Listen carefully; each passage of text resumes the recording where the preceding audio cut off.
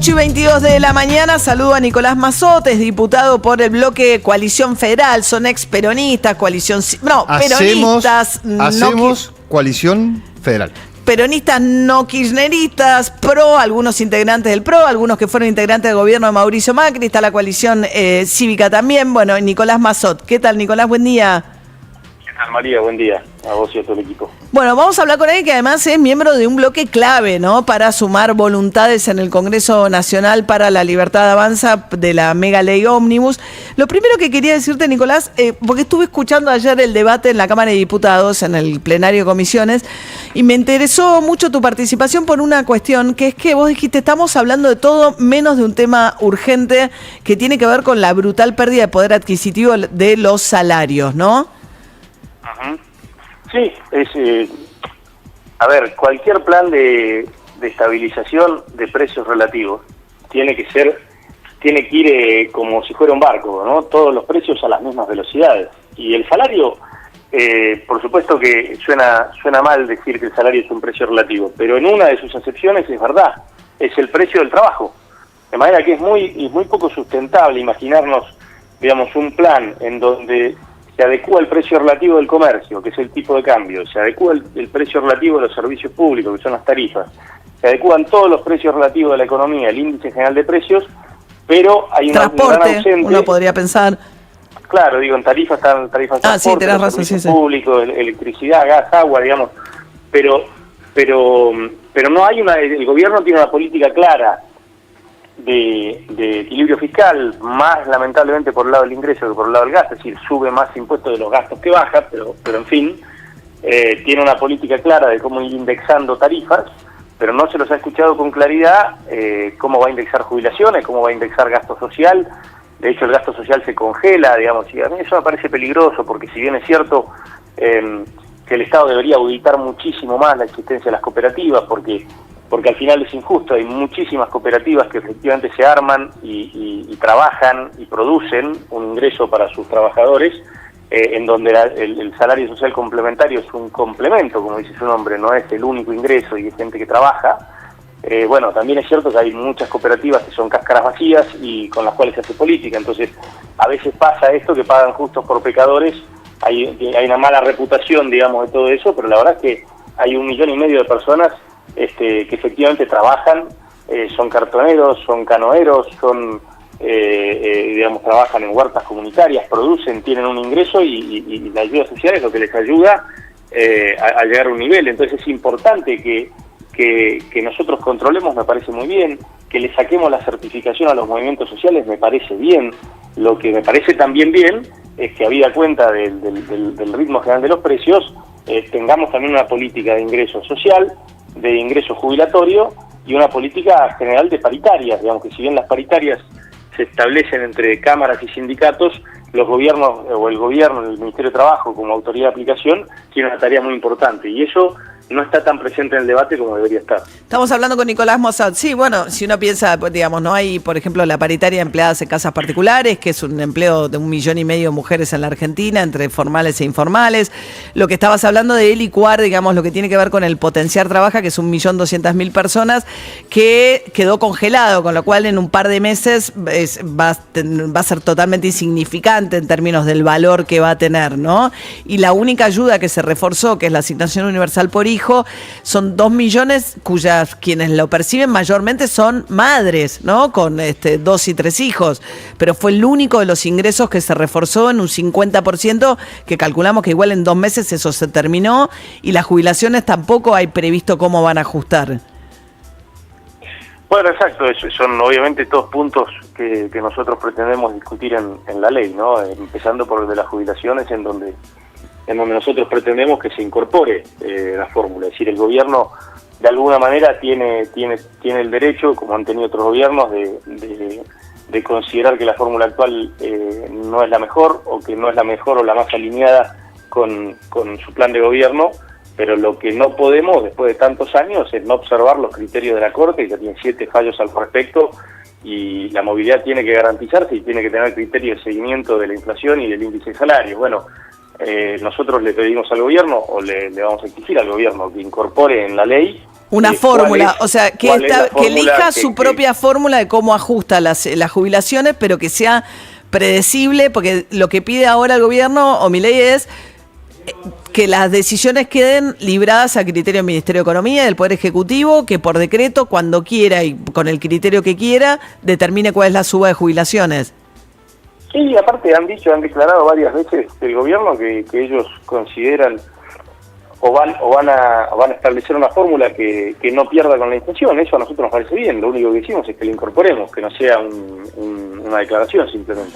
O sea, en principio estamos hablando con el diputado Nicolás Massot, fue parte del equipo, ¿no?, de Rogelio Frigerio también en el gobierno de Mauricio Macri, hoy es diputado. Ahora, el tema es que lo que incorpora la mega ley ómnibus es eliminar la fórmula actual, que sabemos que funcionó muy mal, la de Alberto Fernández, porque ajustaba por inflación pasada, de no haber sido por los bonos, hubiesen perdido por paliza a los jubilados, que igual perdieron poder adquisitivo. Lo que ustedes están diciendo... Igual perdieron, digamos. Igual perdieron, claro. Está bien que nosotros critiquemos esto, lo cierto es que los últimos 4 años para los jubilados deben haber sido los peores de los últimos 40, ¿no? Porque el gobierno, la fórmula la puso cuando la Corte lo intimó. El gobierno anterior suspendió la fórmula y dio aumentos por decreto que achataron la pirámide, le daba aumentos solo a los de la base, proporcionales a la inflación, a los de la mínima y a todos los demás que viste como en la Argentina, están los de la mínima y los de la casi mínima, porque es tan plana la pirámide que la verdad es que fue una política provisional verdaderamente horrible, ¿no? Así que con ese antecedente no podemos seguir pensando que los jubilados tienen algún resto para contribuir en este ajuste, ¿no?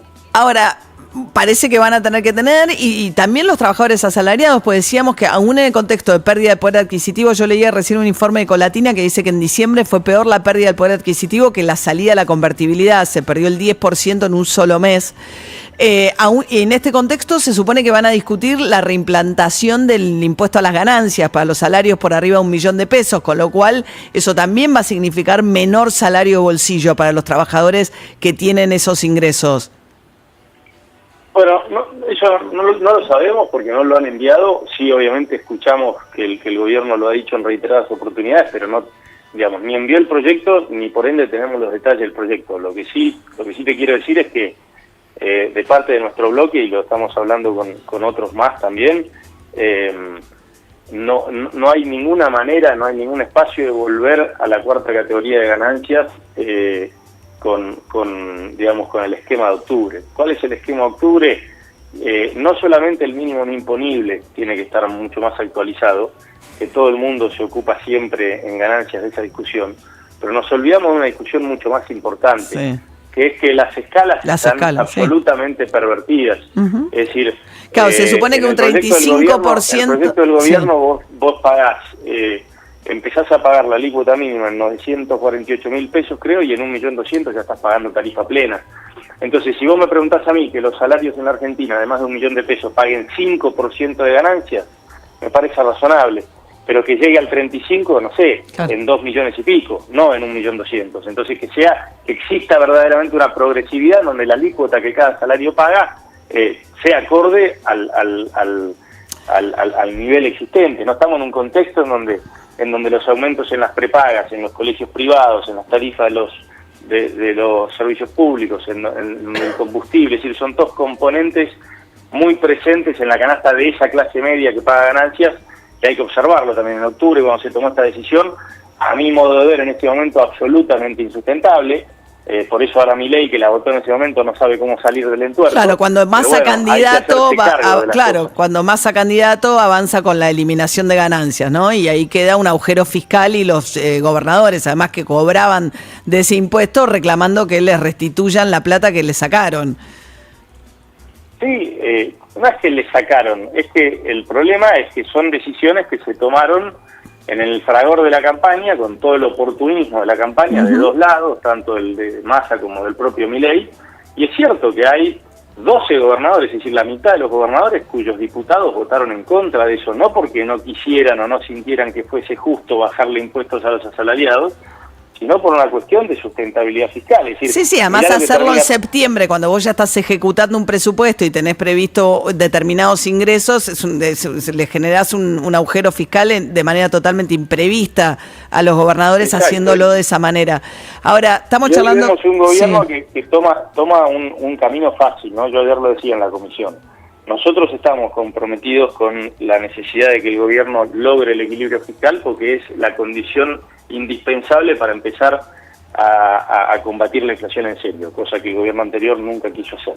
Entonces eso está bien. Ahora, no es verdad que hay un único camino para lograr el equilibrio fiscal. Entonces nosotros sentimos que el camino de este gobierno fue el camino fácil, tradicional de muchos gobiernos, que fue ajuste jubilado, asalariados formales y retenciones a las exportaciones. Hasta ahora, lo que propone Milei. Creemos que hay una cantidad enorme de conceptos de gasto tributario que significan tratamientos especiales de diferentes impuestos, ganancias, IVA, bienes personales, de diferentes sectores de la economía o poblaciones de provincias, que hay que observar antes de esto. Es decir, te lo digo de otra manera, si todos los sectores de la economía y todos los individuos de cualquier provincia pagaran la misma alícuota de impuestos a las ganancias, de IVA y de bienes personales, la Argentina tendría superávit fiscal.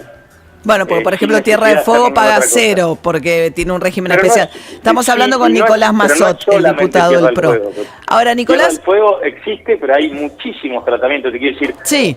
Los diarios y revistas, y no hago juicios de valor, digo, porque cada sector tiene sus razones, pero digo, los diarios y revistas pagan tarifa diferenciada de IVA, los honorarios de los directores de empresa no pagan IVA, las sociedades de garantía recíproca pagan ganancias discriminadas, los depósitos bancarios no pagan bienes personales. Es decir, hay una cantidad enorme de cuestiones con las que Milei dijo que se iba a involucrar. Y no. Ahora, te hago una pregunta más. Vos decís, Nicolás, el problema acá es que la variable de ajuste hasta ahora son jubilados y asalariados, ¿no? Dentro del contexto en el cual estamos. Y esa es una discusión ausente. Mandan un paquete gigantesco con miles de temas y se pierde de vista la discusión central urgente de la cuestión económica. Ahora, ¿qué pasa del otro lado con bienes personales, lavado, lo que tiene que ver con blanqueo capitales, etcétera? Porque también eso está incluido.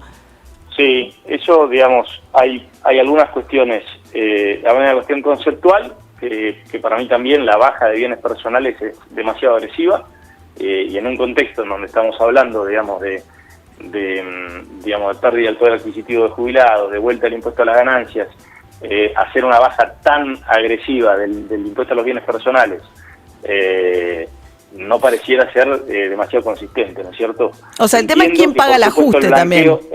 Y claro, esa es toda la discusión. ¿Y el blanqueo? No, digo, el blanqueo es necesario a los fines recaudatorios y una vez más, lamentablemente, la Argentina cada vez tienen que ser más frecuentes, de poder de alguna manera volver a ensanchar la base sobre la cual uno tributa y la formalización de la economía. Hasta ahí nosotros estamos de acuerdo. Y obviamente que la baja de bienes personales opera como incentivo para que la gente se meta en el blanqueo, pero digo, este es el blanqueo más barato. Más barato, porque hasta $100.000 es gratis. Por eso es el más barato el que se tenga registro y al mismo tiempo es el que mayor incentivo le da en términos de baja de bienes personales. Hay un enorme ausente acá también, que nosotros lo vamos a exigir porque si no, no lo vamos a acompañar, es que se introduzca un premio al buen contribuyente, es decir, a los cientos de miles de argentinos que se sienten idiota por pagar los impuestos religiosamente y cada vez que viene un blanqueo dice yo no tengo nada que blanquear, mira pasar como todos los vivos que negrearon durante años pagan 5 veces menos impuestos que ellos. Entonces es indispensable en términos de la legitimidad de esta herramienta y de la justicia que todos los que sí pagaron tengan un premio más fuerte, tan fuerte o más fuerte que los que no pagaron. Es indispensable, porque si no ahí se rompe un criterio de justicia básico. Bien. Y después lo otro que nosotros queremos revisar, obviamente, es primero, no hay ninguna manera que votemos que los funcionarios de hasta hace 20 días puedan blanquear. Yo tengo un criterio que es, hace 7 años, si no me equivoco, se aprobó el último blanqueo, que fue en la administración de Juntos por el Cambio. Desde esa fecha para acá, que ninguno que haya sido funcionario pueda blanquear. Segundo, esta idea de que los que ya no son residentes de la Argentina puedan blanquear en igualdad de condiciones que los que son residentes, a mí también me hace ruido. Digo, por lo menos tendríamos... Claro, se van a vivir afuera para pagar menos impuestos de los que tienen acá, mucho a mudanza al Uruguay, y podrían entrar igual en el blanqueo, ¿no? Es lógico que no. Bien, Nicolás Massot. Que puedan entrar, pero una alícuota más cara, claro. Hay que observar también, digo, permitir el blanqueo de no residentes en un país tan filtrado por el crimen organizado, sin mayores controles, a mí también me hace mucho ruido. Y por último, la figura, ese blanqueo de la figura del testaferro, ¿no? del blanqueo de tercera persona, eso también me parece que son cosas demasiado amplias como para aceptarlas. Nicolás Massot, diputado del bloque Hacemos Coalición Federal, formó parte del gobierno de Mauricio Macri y está dentro de ese bloque con estas críticas y aportes a la propuesta que mandó Javier Milei al Congreso. Muchas gracias, Nicolás. A vos, María. Hasta luego. Yo creo que esta es la discusión central. Yo a propósito me concentré en esto en la charla con Nicolás Massot. Esta es la discusión. Lo que pasa es que hay un paquete de 600 leyes, 800 derogaciones, un DNU. Más allá de la cuestión laboral, que también me parece muy significativo todos los cambios en esa materia, esta es la cuestión central. Y es lo que está ausente en la discusión, en lo que estamos escuchando en el Congreso, porque en lugar de concentrarse en la cuestión económica, Milei decidió empezar con una enorme cantidad de cuestiones que no hacen a lo esencial de la discusión económica, que es lo urgente en este momento. Es muy ideológico todo lo demás en términos de decir, bueno, voy a cambiar el criterio de las relaciones contractuales en cualquier aspecto, civil, penal, lo que fuera de la Argentina, y quiero cambiar el criterio en general que atraviesa toda la normativa y todas las regulaciones de la Argentina. Bueno, la discusión hoy es quién paga el ajuste. ¿Hay que hacer un ajuste? Correcto, hay que bajar la inflación y para eso hay que hacer un ajuste. ¿Quién lo paga? ¿Cómo? Esa es la discusión que tendría que estar hoy siendo fundamental en el Congreso. 8:39 de la mañana. Bad Habits. Ed Sheeran. Fresca la mañana, ¿eh? Un abriguito no está de más. Saquito.